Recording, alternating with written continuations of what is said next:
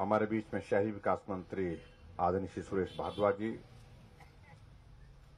Impact के हमारे vice chairman Shri Ganesh Dutt जी, हमारे बीच में हमारी पार्टी की प्रत्याशी रही श्रीमती विजय ज्योति सेन जी, सक्षम गुड़िया बोर्ड की अध्यक्षा रूपा शर्मा जी, एपीएमसी के शिमला के हमारे चेयरमैन नरेश शर्मा जी, हमारे बीच में प्रमोद शर्मा जी, मंडल के अध्यक्ष जितेंद्र जी, शिमला शहरी मंडल के अध्यक्ष राजेश शारदा जी, और यहाँ पूर्व में डिप्टी मेयर रहे श्री शैलेंद्र चौहान जी, यहाँ उपस्थित विभागों के सभी अधिकारीगण, एमडी एचआरटीसी, पार्षदगण, पूर्व पार्षदगण, व्यापार मंडल के सभी पदाधिकारी और उपस्थित सभी भाई और बहनों, पत्रकार मित्रों,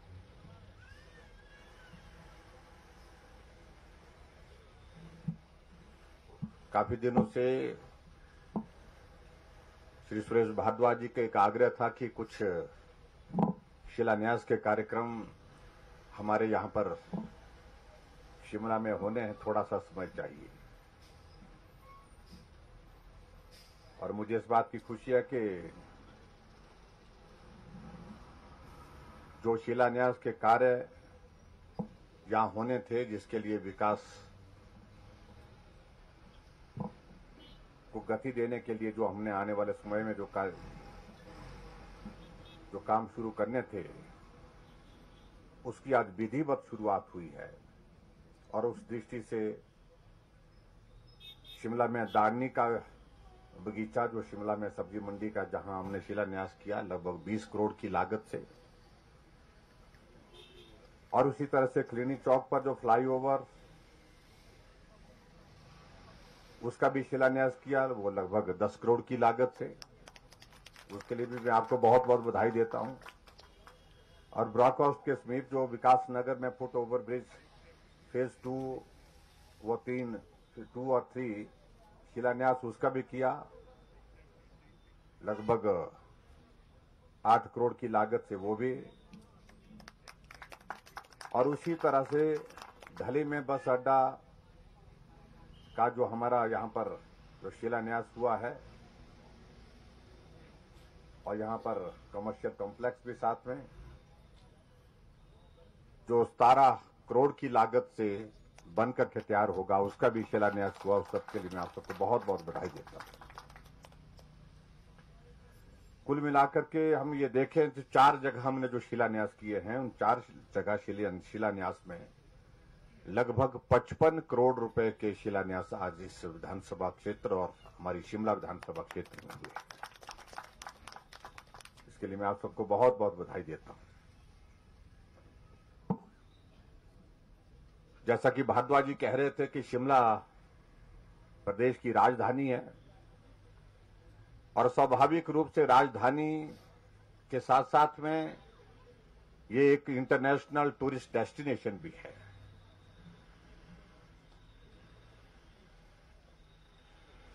बहुत लंबे समय से हम इस शिमला में देख रहे थे कि जो सड़कें बनी हैं, जितनी बनी है वो उतनी है, पानी की योजनाएं जो जितनी बनी हैं वो भी उतनी ही हैं।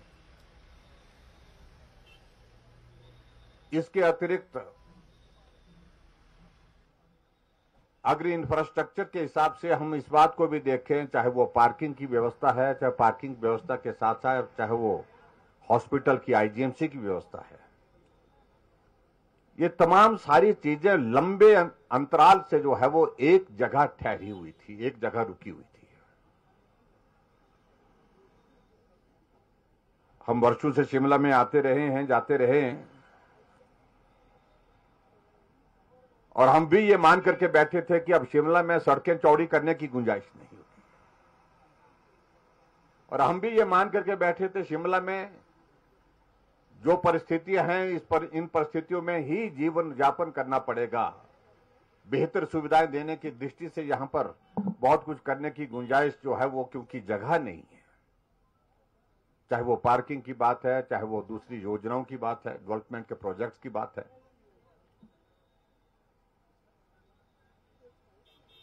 लेकिन आज मुझे इस बात की खुशी है कि हमारी सरकार का 4.5 वर्ष का कार्यकाल जो पूरा हुआ है, हमने बहुत बारीकी से शिमला शहर के अंदर क्या क्या किया जा सकता है,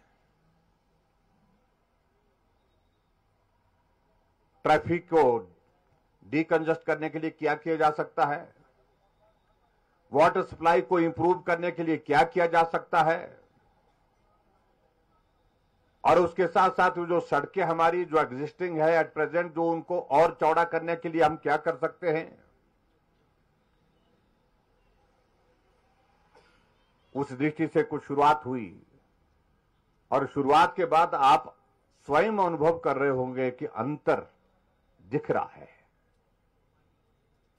आज शिमला के शहर कार्ट रोड से होकर के आप जाएंगे, पुराना बस स्टैंड जाएंगे, तो आप देखेंगे कि सड़कें पहले की तुलना में काफी चौड़ी हुई है। आप इस बात को देख रहे हैं कि रास्ते में पैदल चलने के लिए अलग से ट्रैक बना करके रास्ता, वही कॉल अलग से सुविधा शिमला शहर के अंतर्गत काफी बड़ी एक सुविधा उपलब्ध कराने की कोशिश हुई है। आप इस बात को भी देख रहे हैं कि शिमला शहर में वाटर सप्लाई का कितना बड़ा संकट आ गया था जब हमारी सरकार को बने हुए मात्र 3 महीने हुए थे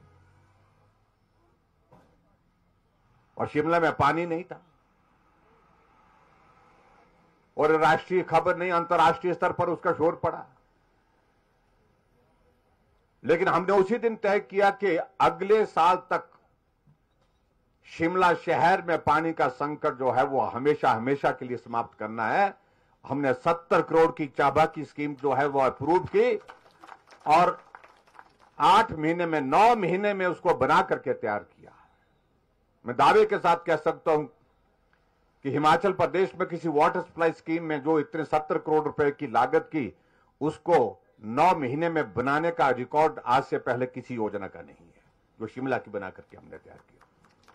इसलिए हमने तय किया कि अगले गर्मी के सीजन में शिमला में पानी का संकट नहीं होना चाहिए। और आज मैं देख रहा हूं, हमको 4.5 वर्ष का कार्यकाल हुआ, उस पहले संकट के बाद आज हम शिमला में कह सकते हैं कम से कम पानी का संकट नहीं है। जो लंबे समय तक सत्ता में रहे, एक बार नहीं बार बार रहे, जो शिमला के ऊपर हक तो खूब जोर से जताते हैं, लेकिन शिमला के लिए योगदान की दृष्टि से कंट्रीब्यूशन क्या है। आज अगर सड़कें चौड़ी हो रही हैं, वो तब हो रही है जब भारतीय जनता पार्टी की सरकार आदरणीय मोदी जी के नेतृत्व में दिल्ली में है और भारतीय जनता पार्टी की सरकार हिमाचल प्रदेश में है। डबल इंजन का सरकार इसका जिक्र करते हैं, तब जाकर के सड़कें चौड़ी हो रही हैं। लेकिन ये बात सच है कि भारद्वाज जी भी कह रहे थे, हमसे भी कई लोग बोल रहे थे, मैंने कहा सड़कें चौड़ी हो गई, अच्छा हो गया, बोलता वो तो अच्छा हो गया, लेकिन लोग जो है वो उस चौड़ी सड़क को फिर वहीं पर पहुंचा के बैठे गए। उनको लगा कि बहुत अच्छा किया भारद्वाज जी ने, बहुत अच्छा किया, भारतीय जनता पार्टी की सरकार ने हमको गाड़ी खड़ी करने की जगह मिल गई। गाड़ी भी सड़क पर ही खड़ा कर रहे हैं। जहां जहां सड़क चौड़ी की वहां गाड़ी, और जगह से जहां वो आगे पीछे कहीं लगाई होती थी वो सारी की सारी जो है जहां चौड़ी चौड़ी सड़क मिली थोड़ी सी वहां लगा दी। पुलिस बड़ा चलान कर रहे हैं, परेशान भी हो रहे होंगे लोग, लेकिन लोग भी सच्चे हैं, लोगों को भी क्या दोष दें। लेकिन हमको उसके बावजूद भी थोड़ा सहयोग करना पड़ेगा, ये मैं आप सबसे भी निवेदन करना चाहूंगा। शिमला में अगर आईजीएमसी के हम जो नया हमारा ओपीडी का ब्लॉक है उसको हमने नए सिरे से विचार किया। पहले उसके लिए बजट का प्रावधान बहुत ही कम था। पहले उसमें जो है स्ट्रक्चर का जो प्रोविजन रखा गया था वो बहुत थोड़ा रखा गया था। लेकिन हमने कहा कि ये प्रदेश के लोगों को स्वास्थ्य की सुविधा देता है। ये सबसे बड़ा संस्थान अभी तक हमारे हिमाचल प्रदेश में स्वास्थ्य की सुविधा देने के लिए है।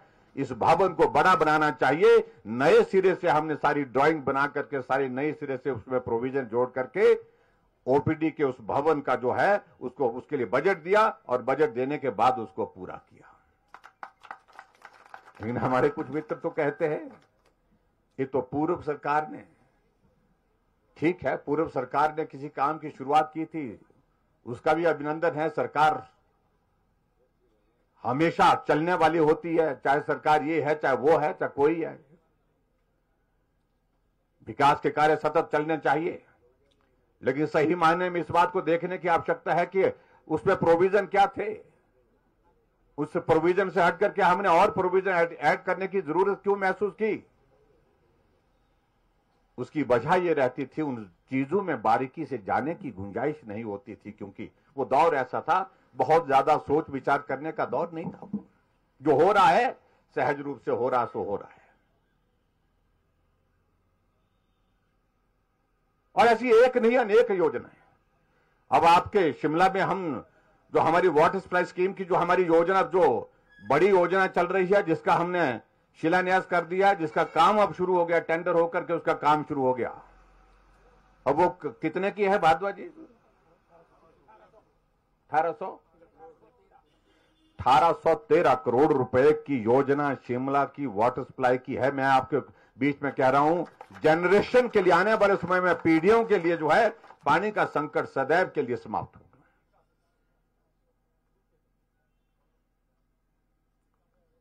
जो बार बार सत्ता में रहे वो भी कर सकते थे इस काम को, लेकिन क्यों नहीं किया? ये प्रश्न पूछने का हमसे नहीं उनसे है। जो पार्टियां सत्ता में रही, बार बार रही, मैं किसी व्यक्ति के बारे में नहीं बोलता हूं, मैं सत्ता और सरकार की बात कर रहा हूं। आज अगर शिमला के अंदर, शिमला में टनल का काम किस वक्त हुआ? जब अंग्रेज हुआ करते थे। शिमला में टनल जो भी बनी है, आजाद भारत के इतिहास में तो बनी नहीं है। चाहे ये ढली की टनल है, चाहे हमारी विक्टी टनल है, चाहे जितनी भी टनल्स हैं हमारी शिमला के अंदर,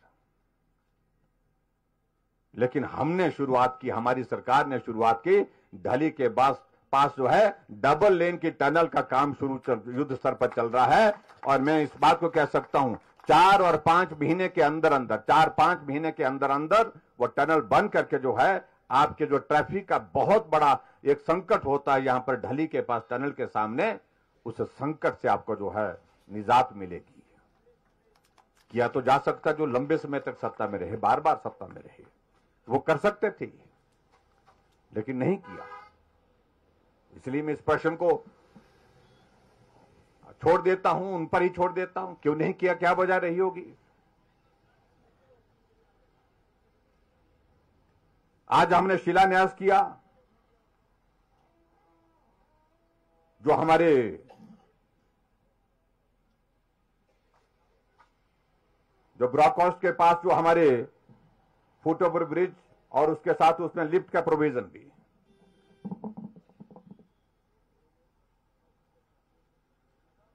शिमला में लंबे समय से हम इस बात को सोचते रहे थे कि अब बुजुर्ग आदमी को बहुत 10 बार सोचना पड़ता है कि मैं मार्केट के लिए, बाजार के लिए जाऊं कि नहीं जाऊं, क्योंकि जाने का भी संकट और आने का भी संकट, ट्रैफिक की वजह से भी।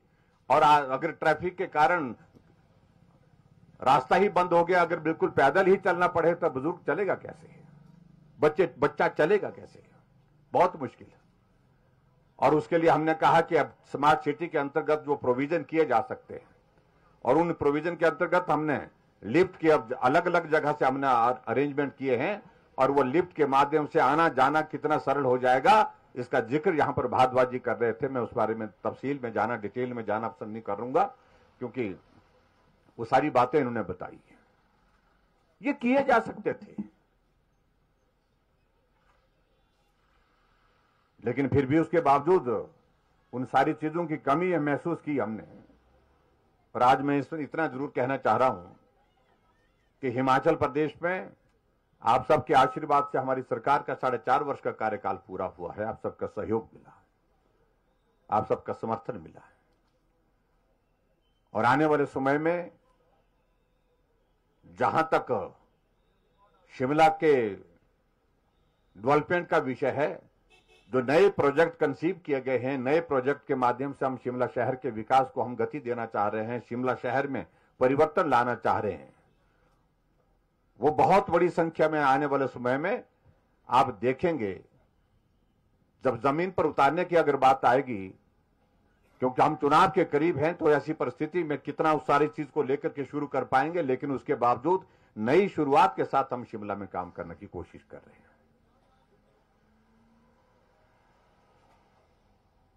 और जहां तक प्रदेश की बात अगर मैं कहूं, हिमाचल प्रदेश में हर क्षेत्र में हमने काम किया है, विकास किया है।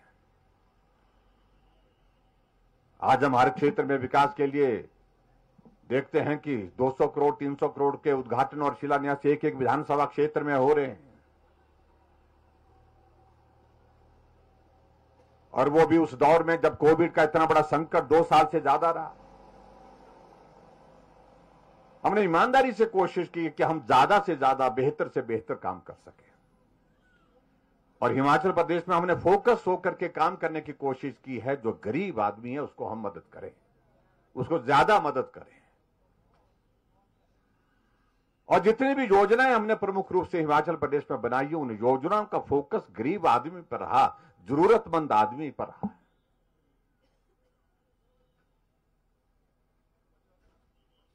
लेकिन विचित्र बात यह है कि जिन बातों का हमने जिक्र किया, जिन योजनाओं का हमने जिक्र किया, जिन योजनाओं को हमने लोगों के लिए समर्पित किया, हमारे विपक्ष के लोग आज ये कहते हैं कि हम सत्ता में आएंगे तो हम ये सब बंद कर देंगे। यानी कि वही मानसिकता, जिस मानसिकता को मैंने 4.5 वर्ष पहले रोका, बदले की भावना के साथ काम करने की जो मानसिकता हमारे विपक्ष के लोगों की जिस प्रकार से हम देख रहे हैं, सही मायने में वो हिमाचल के हित में नहीं है। आप देखते हैं हिमाचल प्रदेश में इस बात को देखते थे कि पूरे के पूरे 5-5 साल इस बात में बीत जाते थे। नेता काम करने के बजाय एक दूसरे के ऊपर मामले दर्ज करने में लगे रहते थे। एक नेता की पेशी इस कोर्ट में लगी है, दूसरे की उस कोर्ट में लगी है, तीसरे की उस कोर्ट में लगी हुई है। हमने कहा ये विकास के लिए, और जब हम देवभूमि कहते हैं हिमाचल प्रदेश के लिए, मुझे लगता है कि इस परंपरा को, इस प्रथा को रोकना चाहिए। और इसलिए आपने देखा होगा कि पहली कैबिनेट की बैठक में जो निर्णय आमतौर पर सरकार में हुआ करते थे, सरकार बदलने के बाद पहली कैबिनेट के निर्णय यही होते थे कि यह मामला दर्ज किया जाए, इस फैसले को रद्द कर दिया जाए, इनके खिलाफ कार्रवाई की जाए, ऐसे निर्णय होते थे। लेकिन हमारी सरकार आने के बाद हमने पहली कैबिनेट की बैठक में कोई भी राजनीतिक प्रतिशोध या बदले की भावना के साथ काम की शुरुआत नहीं की। हमने पहली कैबिनेट का पहला निर्णय हमने हिमाचल प्रदेश के बुजुर्गों के लिए समर्पित किया। हमने कहा 70 साल के ऊपर के बुजुर्गों को सबको पेंशन का प्रावधान करने का निर्णय किया, हट करके सोचने की। हमने कहा ये हिमाचल सबका है, और सबका है तो इसलिए क्षेत्रवाद की बात समाप्त होनी चाहिए, ऊपर नीचे की बात समाप्त होनी चाहिए। इसलिए हम सब मिलकर के कैसे काम कर सकें। रिवाज यहां पर यह बना हुआ था, जब सरकार बदलती थी टोपियों का रंग बदल जाता था, और शिमला वाले तो बहुत बारीकी से इस चीज को देखते हैं, इसको समझाने की आवश्यकता नहीं है।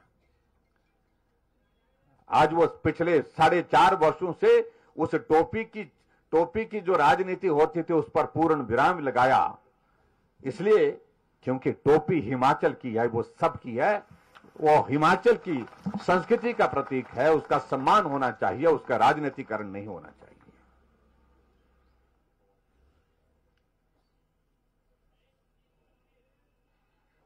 अलग सोच के साथ हमने काम करने की कोशिश की है। ठीक है, मेरा स्वभाव सरल है, सहज है, और हिमाचल की संस्कृति के मुताबिक है, क्योंकि हिमाचली तो पहाड़ी आदमी तो सीधा और सरल ही होना चाहिए। और मैं उन नेताओं में से हूं भी नहीं जो उछल कूद करते हैं भाई। लेकिन फिर भी मैं इतना जरूर कहना चाह रहा हूं कि आदरणीय प्रधानमंत्री नरेंद्र भाई मोदी जी के हम हृदय से आभार व्यक्त करते हैं कि हिमाचल की मदद के लिए जब हमको जो जरूरत पड़ी वो मदद उन्होंने की।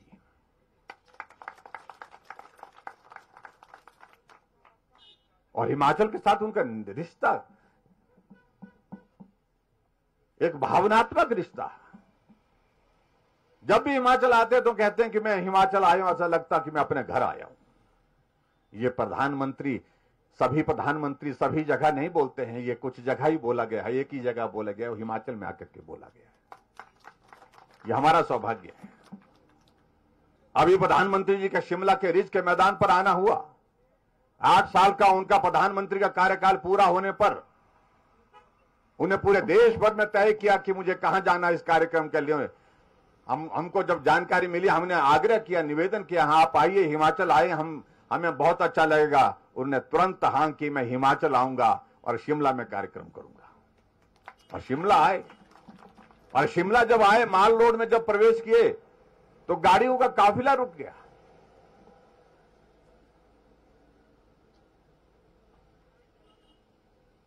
हमें संदेश था, हमने पिछली वाली गाड़ी में थे, हमें संदेश आया कि प्रधानमंत्री जी पैदल चलना चाह रहे हैं।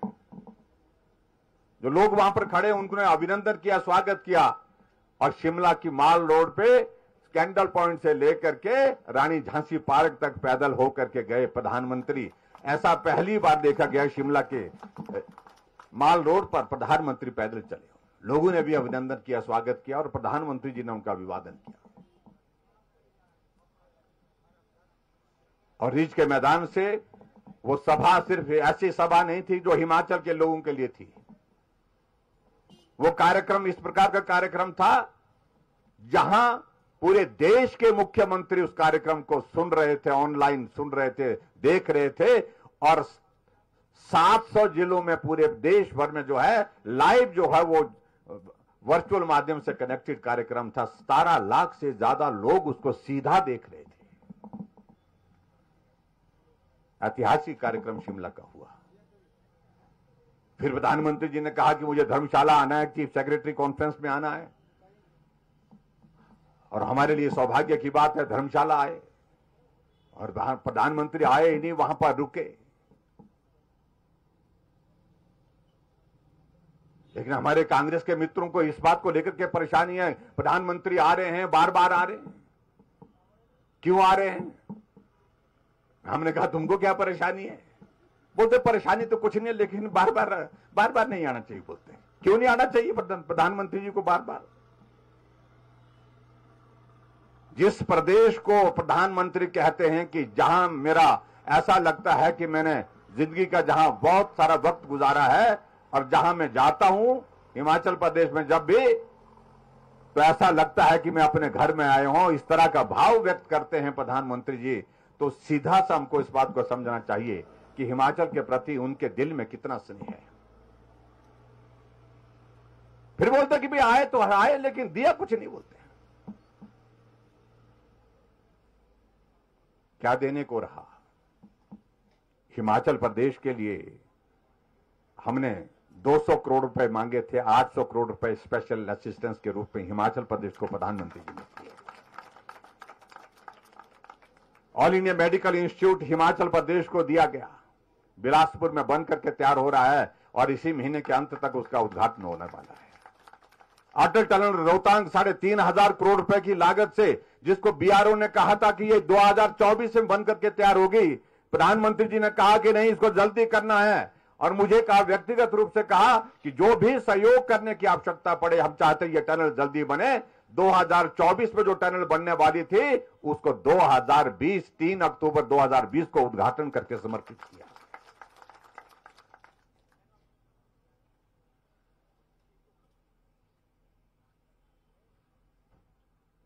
हम कितनी योजनाओं का जिक्र करें। आज हमें इस बात को लेकर के प्रसन्नता है कि हिमाचल प्रदेश में आने वाले समय में 1.5 साल के अंदर, 2 साल के अंदर ट्रेन भी हिमाचल के अंदर प्रवेश करेगी। बिलासपुर से आगे ट्रेन पहुंच जाएगी, बैरी के पास पहुंचने वाली है। उसकी सारी औपचारिकताओं का दौर पूरा हो गया। ऊना से ट्रेन जो है हमीरपुर की तरफ बढ़ने की स्थिति में हो रही है, उसके लिए भी औपचारिकताओं का दौर पूरा है।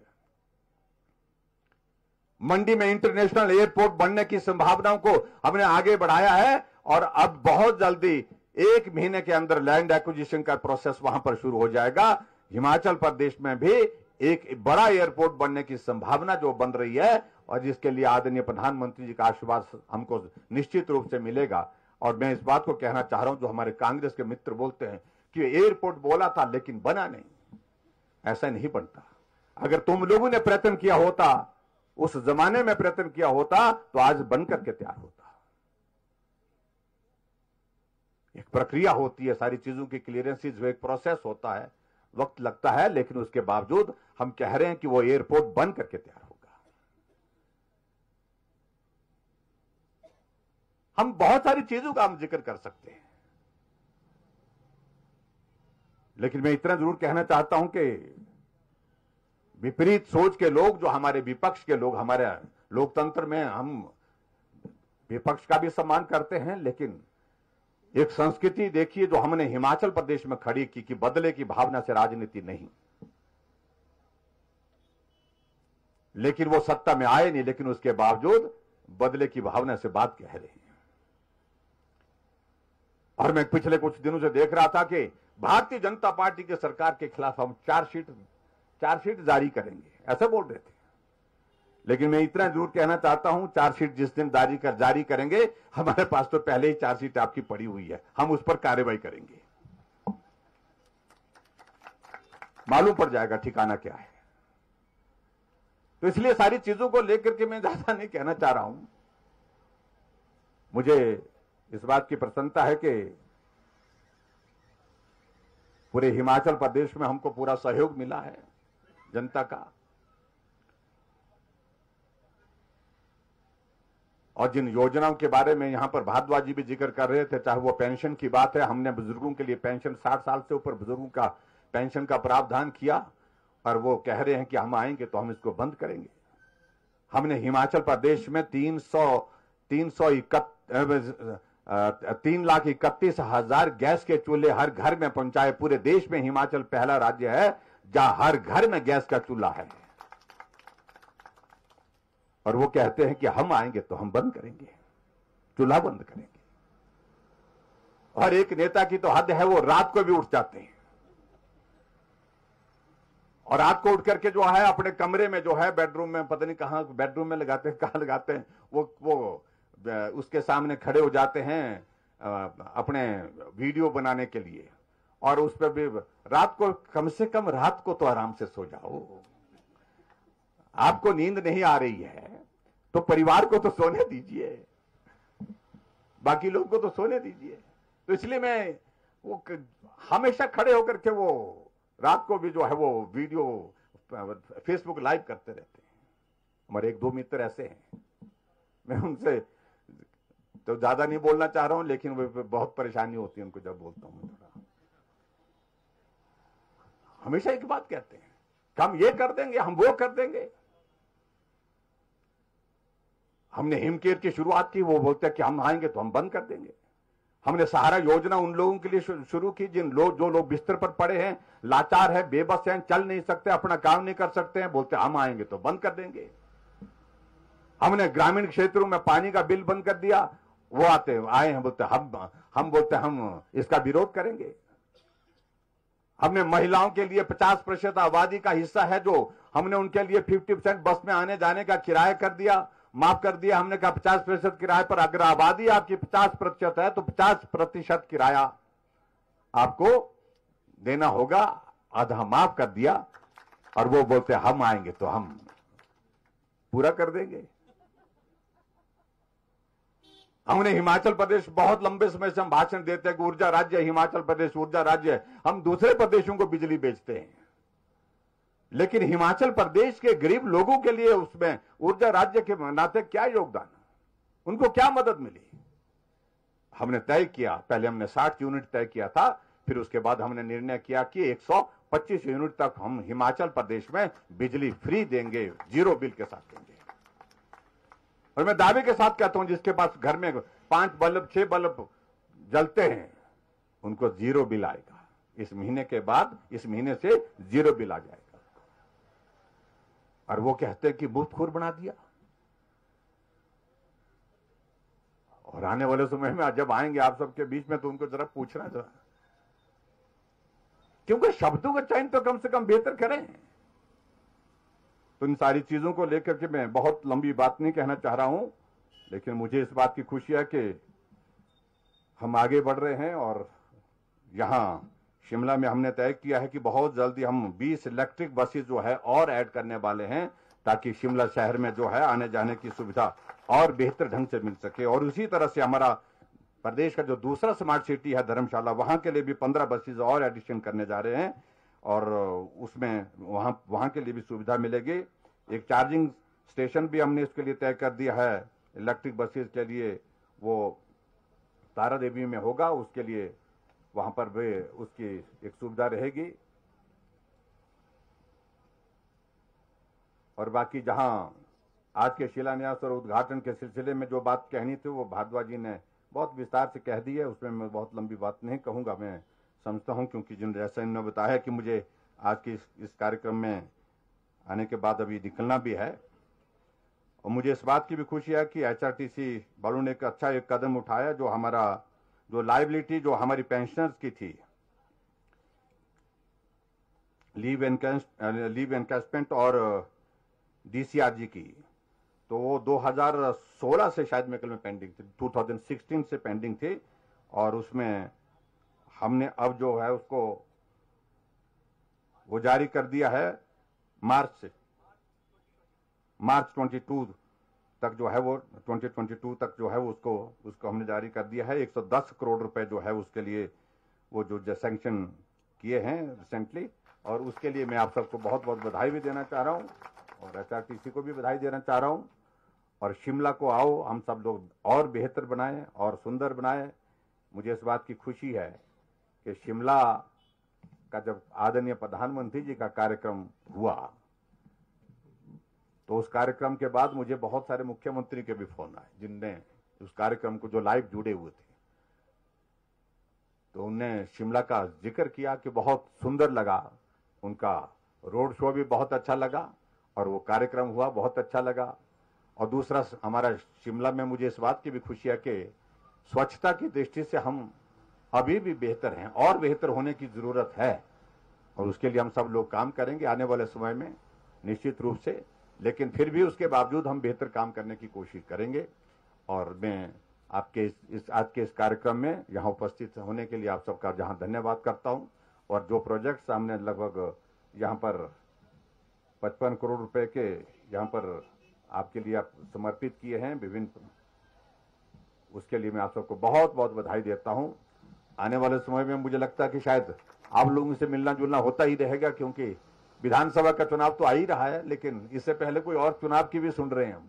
मालूम नहीं अब कब होगा, वो कॉरपोरेशन का चुनाव होगा तो कॉरपोरेशन के चुनाव में भी आएंगे, तो आप लोगों से मिलना होगा। तो आप सबका आशीर्वाद, आप सबकी शुभकामनाएं सदैव साथ रही है, तो वो साथ रहेंगी ऐसा मुझे पूरा भरोसा है, पूरा विश्वास है। इतनी बात कहते हुए आप सबका बहुत बहुत धन्यवाद। नमस्कार।